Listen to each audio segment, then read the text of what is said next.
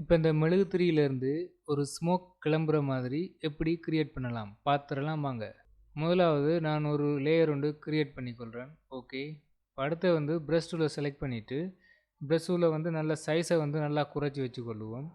இப்போ பென் டூலை செலக்ட் பண்ணிவிட்டு ஸ்மோக்கை வரைவோம். அப்படி அடுத்தது ரைட் கிளிக் பண்ணி ஸ்ட்ரோக் பாத் ப்ரஷ் டூலை செலக்ட் பண்ணிவிட்டு ஓகே கொடுங்க. இப்போ செலக்ட் ஆகிட்டு இப்போ இந்த ஸ்ட்ரோக் வந்துட்டு அடுத்தது ஃபில்டர் பிளர் கேலரி பாத் பிளர் இதில் போய்ட்டு இந்த மாதிரி செலக்ட் பண்ணிக்கொள்ளுங்க.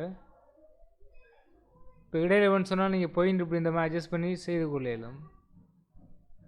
இப்போ மேல் பாயிண்டில் வச்சுட்டு இந்த மாதிரி உங்களுக்கு தேவைக்கேற்ற மாதிரி அட்ஜஸ்ட் பண்ணிக்கொள்ளுங்க. ஓகே, இப்போ தேவைன்னு சொன்னால் இன்னொரு கொப்பி ஒன்று எடுத்து விட்டிங்கன்னு சொன்னால் சரி. பிடிச்சிருந்தா சப்ஸ்கிரைப் பண்ணி விடுங்க, லைக் பண்ணி விடுங்க ஃப்ரெண்ட்ஸ். நமக்கு பிடிச்ச பிரிண்டை வந்து எப்படி இந்த டிஷர்ட்டில் இந்த மாதிரி ஆட் பண்ணுறது அப்படின்ட்டு பார்ப்போம். முதல்ல டிஷர்ட்டை செலக்ட் பண்ணிவிட்டு கொப்பி எடுத்து அதை வந்து பிஎஸ்சியில் சேவ் பண்ணும். ஒரு பேரை கொடுத்து சேவ் பண்ணுறேன். ஓகே, இப்போ வந்து அந்த லேயரில் போய்ட்டு நம்ம அதை டிலீட் பண்ணிவிட்டு நமக்கு பிடிச்ச பிரிண்டை வந்து இப்போ இன்சர்ட் பண்ணுவோம். இப்போ இந்த பிரிண்டை வந்து கொஞ்சம் கண்ட்ரோலர் டீ கொடுத்து இதில் பாருங்க பாப் மவுட்டன் இருக்குது, அதில் போய்ட்டு கொஞ்சம் அட்ஜஸ்ட் பண்ணி கொள்வோம்.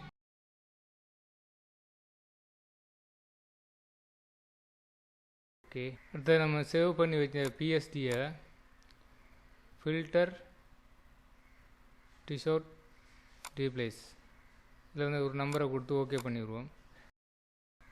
இப்போ வந்துட்டு ஓகே. ஓகே, அடுத்தது லேயர் ரன்னிங் ஆப்ஷன் இதில் போய்ட்டு கீழே இப்படி அட்ஜஸ்ட் பண்ணிவிட்டு பிரித்து இந்த மாதிரி அட்ஜஸ்ட் பண்ணிங்கன்னு சொன்னால் சரி. இப்போ இந்த பிக்சரில் வந்து மழையை எப்படி கொண்டு வரலாம்னு பார்ப்போம். லேயரில் போய்ட்டு நியூ லேயர் ஒன்று க்ரியேட் பண்ணுறேன். அதில் சின்ன செலெக்ஷன் ஒயிட் கலர் கொடுக்குறேன். Okay, deselect. அடுத்தது ஃபில்டர் கேலரி அதில் பார்த்தீங்கன்னு சொன்னால் ரிட்டிகுலேஷன் இருக்கும், அதை செலக்ட் பண்ணுங்கள். டென்சிட்டியில் வந்து ஒரு 6 கொடுங்க. மற்ற ஃபோக்ரவுண்ட் கலர் பேக்ரவுண்ட் கலர் ரெண்டையும் 50-50 கொடுத்து இந்த மாதிரி வரும், அதை ஓகே பண்ணிடுங்க. இப்போ இந்த லேயரை இந்த பேக்ரவுண்ட் ஃபுல்லாக வர்ற மாதிரி பெருசாகிடுவோம்.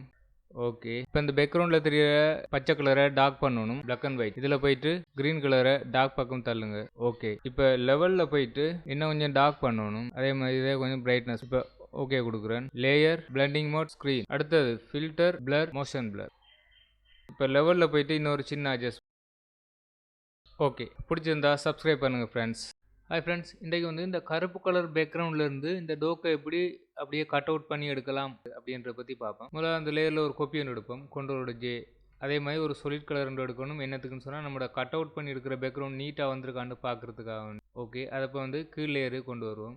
இப்போ மேல் லேயரை செலக்ட் பண்ணிவிட்டு செலக்டில் போயிட்டு செலக்ட் அண்ட் மாஸ்க் அந்த சார்ட் வந்துடும். இப்போ இதில் பாருங்கள் செலக்ட் சப்ஜெக்ட்னு இருக்குது, அதை கொடுங்க. இப்போ நம்மளோட சப்ஜெக்ட் செலக்ட் ஆகிட்டு பக்கத்துலேயே பாருங்கள் ரீஃபைன் ஏர்ன்னு இருக்கும், அதையும் கொடுத்தீங்கன்னு சொன்னால் இந்த டோக்கோட முடியெல்லாம் ஒரு அளவுக்கு செலக்ட் ஆகிருக்கு. ஓகே, இப்போ என்டர் பண்ணிடு. இப்போ பார்த்தீங்கன்னு சொன்னால் முடியெல்லாம் ஒரு அளவுக்கு தான் செலக்ட் ஆகிருக்கு, நிறைய முடி மிஸ் ஆகிருக்கு. இப்போ அதுக்கு என்ன செய்யலாம்னு சொன்னால் இப்போ இதில் இன்னொரு கொப்பி ஒன்று எடுங்க, கண்ட்ரோல் ஜே. இந்த மாஸ்க்கு அதில் அப்ளை பண்ணிவிட்டு இப்போ அதில் ஒரு 3 கொப்பி எடுப்போம், அதை அப்படியே மேட்ச் பண்ணிடுவோம்டா. இப்போ பார்த்தீங்கன்னு சொன்னால் அந்த முடி கொஞ்சம் கூட காட்டுது, ஆனால் கொஞ்சம் டார்க் கலரில் இருக்குது. இப்போ அதுக்கு என்ன செய்யலாம்னு சொன்னால் அதை அப்படியே வந்து நம்ம ஸ்க்ரீனுக்கு மாற்றுவோம்.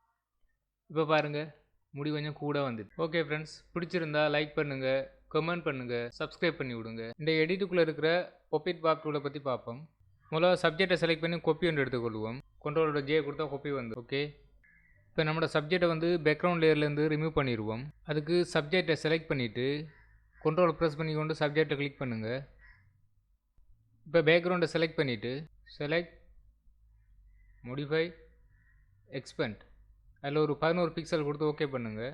இப்போ ரைட் கிளிக் பண்ணி ஃபில் கண்டென்ட் வேர் ஃபில். ஓகே, இப்போ பார்த்தீங்கன்னு சொன்னால் பேக்ரவுண்டில் சப்ஜெக்ட் ரிமூவ் ஆயிரும். அடுத்து நம்மளோட சப்ஜெக்டை செலக்ட் பண்ணிக்கொள்ளுங்க, எடிட் பொப்பெட் பாப் டூல். இப்போ இந்த மாதிரி செலக்ட் ஆயிரும். இப்போ உங்களுக்கு தேவையில்லைன்னு சொன்னால் அந்த ஷோ மேஸை ரிமூவ் பண்ணிடலாம், டிக் பண்ணால் ரிமூவ் ஆயிரும். இப்போ உங்களுக்கு தேவையான இடத்துல பாயிண்ட் பண்ணிவிட்டு நீங்கள் அட்ஜஸ்ட் பண்ணலாம். இப்போ சேவான பாயிண்ட்டை செலக்ட் பண்ணிவிட்டு இந்த மாதிரி அட்ஜஸ்ட் பண்ணலாம். ஓகே ஃப்ரெண்ட்ஸ், பிடிச்சிருந்தா சப்ஸ்கிரைப் பண்ணி விடுங்க, லைக் பண்ணி விடுங்க. நீங்களும் இதே மாதிரி ட்ரை பண்ணி பாருங்கள். ஓகே, பாய் பாய். பேப்பரை ஸ்ட்ரக்சருக்கு ஏற்ற மாதிரி இன்னொரு பிக்சர் எப்படி ஆட் பண்ணலாம்ன்றத பற்றி பார்ப்போம். முதலாவது வந்து நான் அந்த ரெக்டாங்கிள் டூலை வந்து செலக்ட் பண்ணுறேன். செலக்ட் பண்ணிவிட்டு இந்த மாதிரி ஒரு லேயரை க்ரியேட் பண்ணுறேன். இதில் வந்து ஃபில்லையும் ஸ்டொக்கையும் வந்து நொன்லேயே வைங்க, வச்சுட்டு கட் பண்ணிடுங்க. இப்போ லேயரில் பார்த்தீங்கன்னு சொன்னால் தானாகவே ஒரு லேயர் ஒன்று க்ரியேட் ஆகிருக்கும். அதில் ரைட் கிளிக் பண்ணி கன்வெர்ட் டு ஸ்மார்ட் ஆப்ஜெக்ட் கொடுங்க. பார்த்தீங்கன்னு சொன்னால் இதில் ஒன்றுமே காட்டாது. நீங்கள் கண்ட்ரோலோட டீ கொடுத்தீங்கன்னு சொன்னால் அப்படி செலக்ட் ஆகி காட்டும். இந்த மாதிரி அட்ஜஸ்ட் பண்ணிவிட்டு ரைட் கிளிக் பண்ணி டிஸ்அவுட் கொடுங்க. கொடுத்துட்டு உங்களோட பேப்பரை ஸ்ட்ரக்சருக்கு ஏற்ற மாதிரி இதை அட்ஜஸ்ட் பண்ணுங்கள். அடுத்து ரைட் கிளிக் பண்ணி வாப் கொடுங்க. இந்த மாதிரி செலக்ட் ஆகிடும்.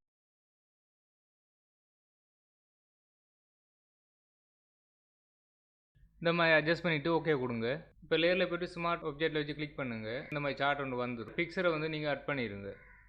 கண்ட்ரோலோட எஸ் கொடுத்து சேவ் பண்ணிங்கன்னு சொன்னால் பேப்பரில் வந்து ஆட் ஆயிரும். அதை மல்டிப்ளை கொடுத்தீங்கன்னு சொன்னால் சரி. பிடிச்சிருந்தா சப்ஸ்கிரைப் பண்ணி விடுங்க, லைக் பண்ணி விடுங்க. Okay bye. ஹாய் ஃப்ரெண்ட்ஸ், இன்றைக்கு வந்து இந்த சிங்கத்தை எப்படி இந்த பேக்ரவுண்ட்லேருந்து அதில் முடி மிஸ் ஆகாமல் ரிமூவ் பண்ணி எடுக்கலாம்ன்றத பற்றி பார்ப்போம். முதலாவது செலக்ட் சப்ஜெக்ட்.